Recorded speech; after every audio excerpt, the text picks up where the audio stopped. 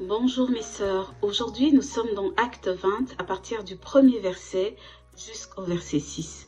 Ce passage nous exhorte à l'encouragement, encourager les frères et sœurs dans l'affliction. Mais ce qui m'a le plus marqué dans ce passage, c'est qu'il ne nous exhorte pas à n'importe quel encouragement, mais il nous exhorte à encourager les frères et sœurs même quand nous-mêmes nous avons besoin d'encouragement. Ce passage commence par Acte 20. Lorsque le tumulte eut cessé, Paul fit venir les disciples et les encouragea. Il prit congé d'eux et partit pour la Macédoine. Ce chapitre commence par un contexte assez compliqué qu'on voit dans le chapitre précédent. On peut imaginer que c'était un contexte difficile après la révolte à Éphèse qui a eu au chapitre 19. Paul, les disciples sont troublés. C'est un contexte difficile, mais Paul est en train de les encourager. Certaines versions même disent de les consoler.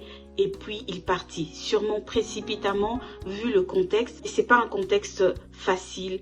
Mais on voit que même dans ça, Paul est en train d'encourager.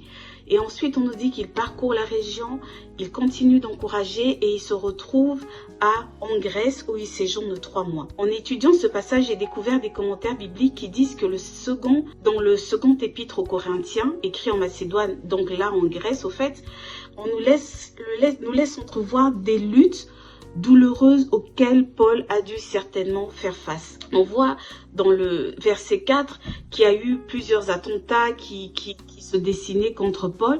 Donc c'était pas non plus des moments faciles.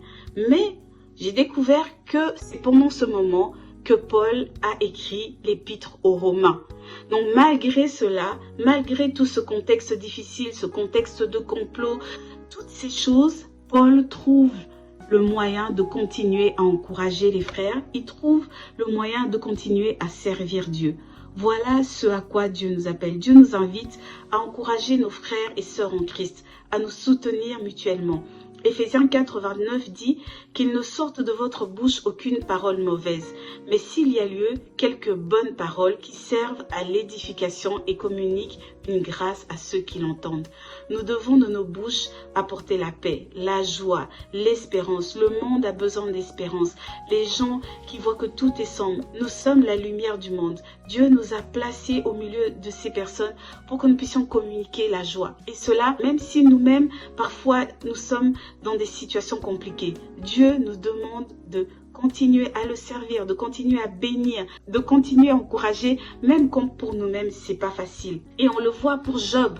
Dans Job 42:10, on nous dit, pendant que Job priait pour ses amis, le Seigneur lui rendit sa richesse. C'est pendant que Job priait pour ses amis pour qu'ils puissent être guéris, alors que lui-même il était malade et dans l'affliction, que Dieu l'a visité. On le voit aussi pour Abraham. Dans Genèse, verset 20 au verset 17 et 18, on voit Abraham qui est en train de prier pour Abimélec.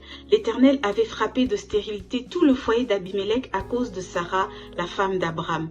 Mais Abraham pria pour eux et Dieu guérit Abimélec, sa femme et ses servantes de sorte qu'elles purent avoir des enfants. Abraham a prié et elles ont eu des enfants. Il a prié pour elles. Elles ont été guéries alors que sa propre femme était stérile, alors qu'il lui-même, il attendait la promesse de la part de Dieu. Et c'est seulement après qu'il ait prié pour eux, après qu'ils aient été guéris, qu'on nous dit dans le chapitre 21 que l'Éternel le visita.